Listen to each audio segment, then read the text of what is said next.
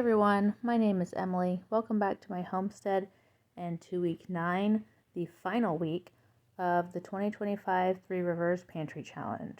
This week we're starting out on Tuesday because Sunday and Monday we had leftovers.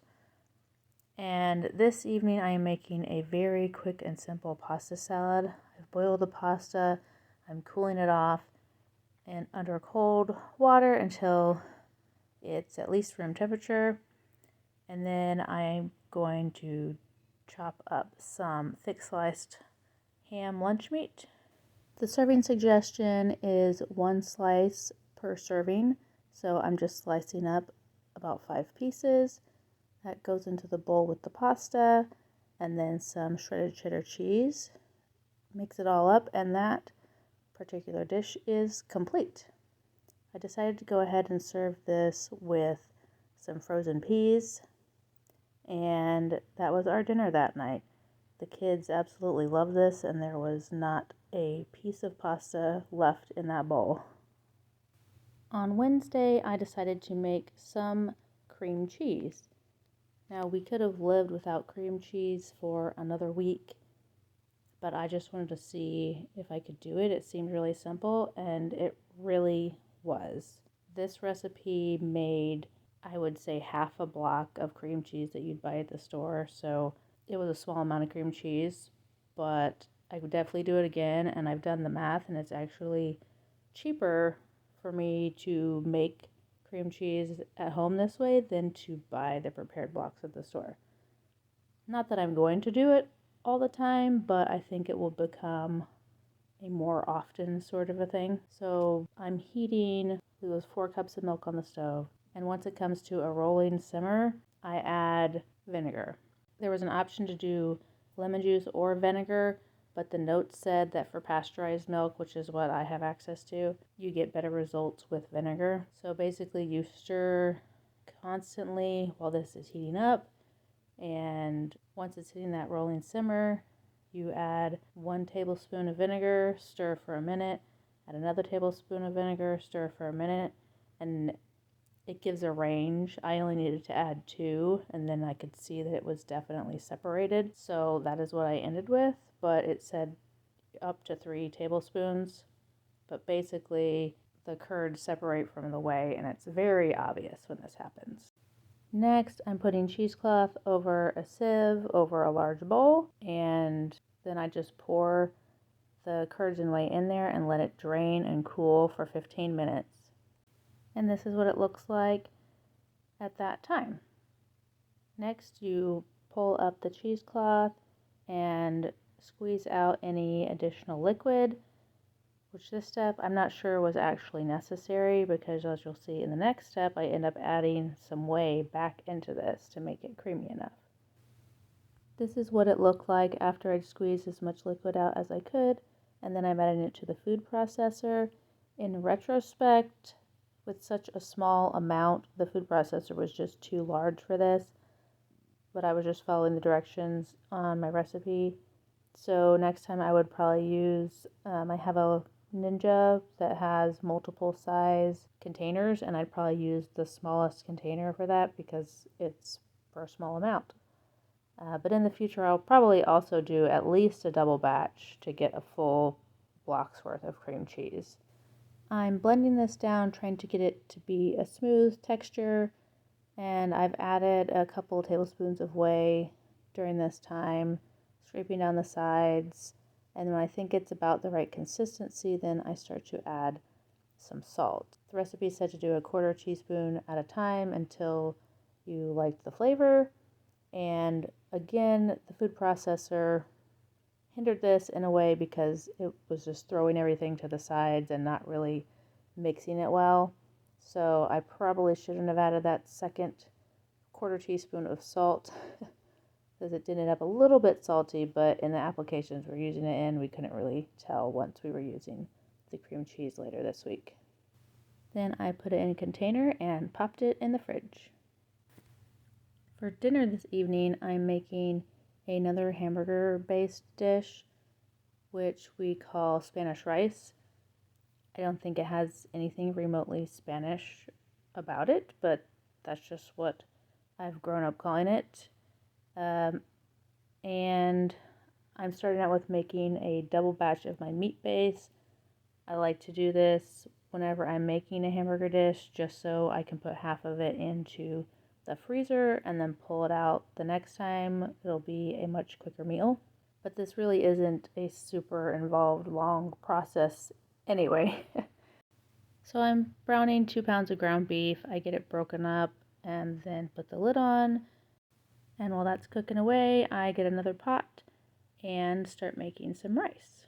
The way I make rice is double the amount of water to the amount of rice that you put in, and then a little bit of salt.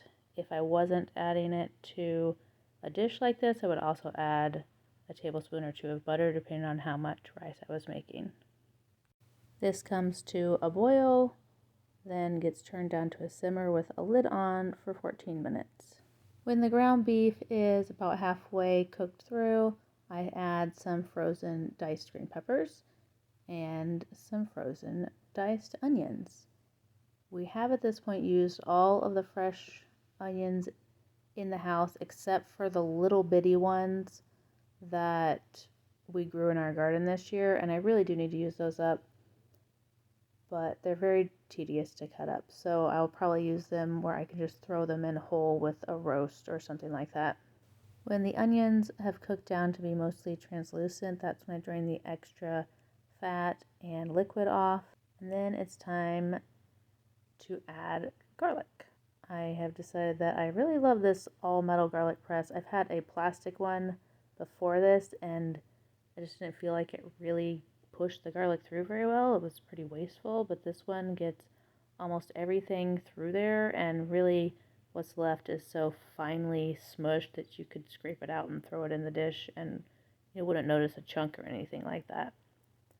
But once I get this garlic in there and mixed up, this is when I will separate out half of it to store in the freezer.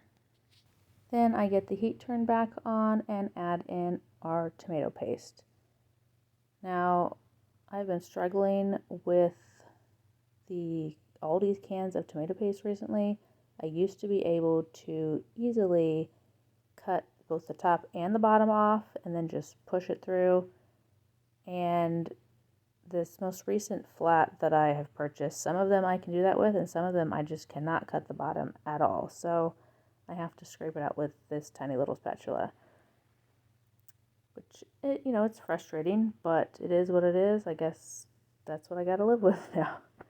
But I get that all mixed in, get the ground beef, onion, and peppers completely coated with the tomato paste before adding in the rest of the ingredients. This includes a quart of home canned tomatoes, the rice that has finished cooking, and our herbs and spices. I've got chili powder, paprika, oregano. I would usually put parsley in this, but we used up the rest of the parsley in, I believe, last week's video. And I also add some basil to this, mostly just because I didn't have any parsley. And then I also add some black pepper. I stir everything together really well, pop the lid on, and then just let this simmer until the flavors meld together. And there it is. We serve it with dill pickle spears, and sometimes we'll serve it with bread and butter, but not this time. Thursday afternoon, I am prepping a pie crust for our dinner on Thursday evening. During the pantry tour and when I showed you what was in the freezers, I mentioned a chicken pot pie filling that had been in there for just a ridiculously long amount of time. I've thought about making this so many times, and just pie crust intimidate me. I haven't been great at making pie crust before, and so I've been putting it off, and I told myself, and I'm pretty sure I told you guys during that pantry tour, that I really needed to make this chicken pot pie during the pantry challenge. So this is my last week to get it done, and I'm doing it. This pie crust actually did turn out pretty well. I used the recipe. I think this is the recipe I used to make the pot pie filling, but again, it's been so long since I made it, I'm not really sure if this is the recipe I used or not, but this was what was in my recipe file. But I get this pie crust made. It was, should I say, it was a Martha Stewart chicken pot pie recipe. I'm actually making a double batch of pie crust because this pie recipe only calls for one pie crust on the top, and that is how I made it last time, but we really prefer a pie crust on the bottom and the top, so I'm doubling that recipe so I can have two pie crusts. We really enjoy the crust on our chicken pot pies. So the crust is finished. I divide it into two, put it in some saran wrap, and then these are going to go in the fridge. They have to sit for at least an hour. So that is why I am working on them in the afternoon so that they will be ready when I am ready to make dinner. Here is that pie filling that has been in the refrigerator forever. Just going to stick it in this big pot and get it simmering. It's been defrosting in the fridge for a couple of days. And while that reheats, I will start getting the dough rolled out for our pie crusts. I am really happy how this pie crust turned out. It rolls out fairly easily. The only times it seemed to get difficult was when I really needed to just add a little bit more flour to my surface. I just keep rolling it out until I think it's about the right size for the pie pan that I've got. And then this one gets laid inside of the pie pan. And then I roll out a second one that will be the top. By the time I'm done rolling out the crust, the filling has heated up properly, and then I can add about a cup of frozen peas. I didn't really measure, I just used what was left in this bag. We did have more peas in the freezer still, but I didn't feel like opening up another bag for this. So then I let this heat up just enough so that the peas get broken up because they were kind of frozen in a solid chunk. And then we'll be ready to add it to our pie crust. This filling really filled this pie plate that I have. It was right up to the very edge of the pan, and I was worried that it was going to end up overflowing in the oven, but it did not, thankfully. Then I got the second crust laid over the top and pinched together the edges as best I could. I didn't really do a very good job of this. It did prevent the filling from coming out, but it wasn't a very pretty crust. You know, I just don't make a lot of pie crusts, so I don't have a lot of practice doing stuff like this. I wasn't going to just cut away and discard the extra crust because we really enjoy our crust. So I did what I thought was my best, and I guess it was my best at the time, but hopefully next time I'll do even better at crimping it up and folding it up and trying to make it stay up on the pie. But then I get some slits cut into it. I started trying to use a knife, and the knife was just getting stuck, so I decided to use a pair of kitchen shears instead. This is what it looked like about to go in the oven. I was worried about it bubbling over, so I put foil around it and underneath of it, but it came out beautifully, no leakage, and beautifully I do not mean the crust folding over the edge like this, but it was delicious and we really enjoyed it. We also had this for leftovers on Saturday, and I made some rice to go with it to bulk up the meal because it wasn't quite enough for everybody to have it just by itself. I think this definitely boosted my confidence in making pie crust because it just tasted so good and was so easy to roll out. So I need to start making pot pies more often because my family really enjoys them. And here's what it looks like with a slice taken out. Not the prettiest thing, but that doesn't matter because it was really good. Now to Friday, the final day of February. I've got this pizza crust. And if you remember, I made pizza crust and decided to put one in the freezer earlier in the challenge. Well, it rose in the freezer, which is not what I expected it to do, but that was kind of why I was doing that experiment. So later on that day, when the dough had thawed out, I go ahead and take it out of the bag and roll it out to make our pizza crust. The original recipe has you rise the dough for 30 minutes after rolling it out before you add the toppings. And I didn't think it was going to rise because it had risen while it was freezing in the freezer, but I went ahead and stuck it in the oven on the proof setting just to test it out fully and see if it did anything, and it did not. It did not rise any further. So this is definitely not a freezer pizza dough. It did end up having decent pizza. It just didn't have the fluffy crust like we've become used to. So in typical pizza fashion, I add on the sauce and then the shredded mozzarella cheese, and then we put pepperoni on ours. One of my children doesn't care for pepperoni, so since I was just making the one pizza, I tried to make 1/4 of the pizza without pepperoni, and I think I succeeded in that. While the pizza was baking, I have some bagel dough that I'm working with, and I decided to make these to go with the cream cheese that I'd made earlier this week. I'm showing you this not because you haven't seen me make bagels already, because you have, but because I am trying a different technique this time. I'd seen others rolling their dough into a ball and then poking a hole into the ball rather than rolling it out into a long tube and then turning it into a bagel shape. And so I wanted to give that a try myself. I feel like this was less time consuming and just a little bit easier, and so I will probably be doing my bagels that way from now on.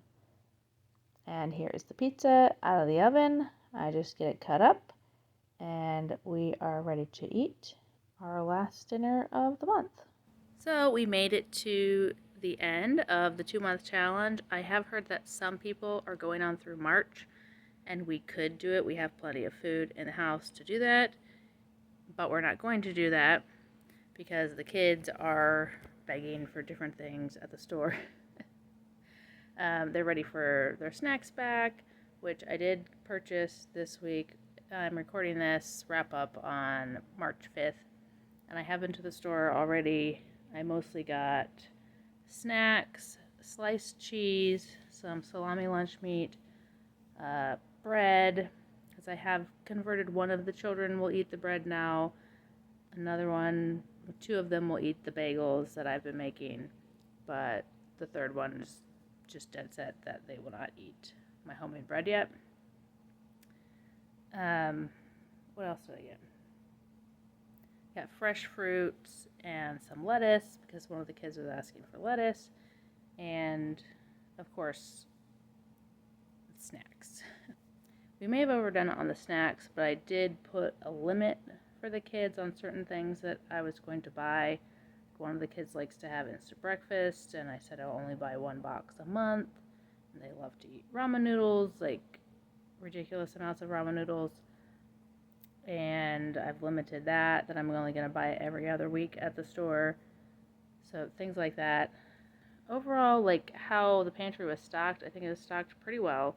We are almost out of shredded cheddar cheese, actually. I thought I went overboard in the cheese, and there's only 1 bag of shredded cheddar cheese left in the freezer, which I did get out since the end of the challenge, so now there's no shredded cheddar cheese in the freezer. We still do have 3 bags of mozzarella cheese down there, so we didn't need that much mozzarella cheese as I had bought in advance. And I didn't buy it all at one time. I was buying like an extra bag every other week or something like that and throwing it in the freezer in preparation for not going to the store. Probably not going to put sliced cheese in the freezer anymore. It tasted fine, but it broke apart really easily when you were trying to pull it out of the package, so it's not as usable in that form. Same with the lunch meat. I got some turkey lunch meat in the freezer, and I pulled that out because they'd run out, but then we ran out of the regular bread, and the kids that eat sandwiches decided they didn't want to eat sandwiches. So we still have that same package. It should still be good. Now that we have bread, hopefully they'll eat that gone real quick. The only other thing is we are almost out of olive oil, the light olive oil. I have plenty of extra virgin. I've got plenty of avocado oil, but the light olive oil that doesn't taste so strongly, that I probably use more often than any of the other oils, that is almost gone. I did try to purchase some at Sam's Club the last 2 times that I went, and they were out of stock. And then my husband tried to go down where he's staying at because we were going to visit, and they were out there too. So we just didn't get to stock up on that olive oil. But we have a little bit left. I'm not sure when I'm going to get to make it to Sam's Club though, because that is like an hour and 15-minute drive, so it's kind of like a whole day. It'll take up the whole day sort of a thing. So that's not going to happen just yet. But other than that, I think we didn't really run out of anything that we couldn't do without, that we couldn't substitute. I really enjoyed trying out bagels for the first time, and I think I've gotten pretty good at it, and the kids seem to like them, so I'm probably not going to be buying bagels anymore. And as I mentioned in the video this week, I learned how to make cream cheese. It's pretty easy. I'll still probably conveniently buy blocks of cheese most of the time, but I think I'm also going to lean into making more cheeses and things like that. So that's kind of exciting. The next thing I want to figure out how to make hot dog buns. I've done hamburger buns, and I figured the same recipe should probably work for hot dog buns if I shape them differently, but we'll see. But it was a nice challenge. It kind of came in handy. We had a ton of snow this winter. I don't know how much exactly. I didn't calculate how much, but last winter was a very mild winter, and this winter was an over-the-top winter. And I checked with local friends who've lived here for many, many years, and they confirmed that yes, this winter was extra snowy. So we actually did get snowed in a little bit because the snowblower broke, and my vehicle does not have four-wheel drive. We were able to use the truck to get out, but we had to dig it out of like 3-foot snowdrift that it was in because we hadn't driven it in a month. So it was nice that we didn't have to go anywhere. Honestly, we probably could have done without milk if we had to, but we just really like milk, so it's something that the kids drink quite a lot of, and I use in cooking quite a bit. So that's the one thing that we didn't give up during the challenge, and I don't really have a replacement for. With that being said, I think the challenge went excellent, and we'll probably do it next year. And thanks for watching. Thanks for everybody who's been liking and commenting and subscribing. And I hope you stick around for all of our regular homesteading content throughout the year. No clue what's coming exactly, except that, you know, lots of gardening. I've already started seeds, and we've got meat birds on order, and I've got more projects coming up with the chickens that we already have. I am almost caught up on the other videos. I'm up to December, I think. So I've just got a couple videos in January and February. Not a whole lot that I've recorded. I haven't done a whole lot out there just because it's been so cold and snowy and everything. But I hope you stick around for that stuff, and I can't wait to see you in the next video. Bye!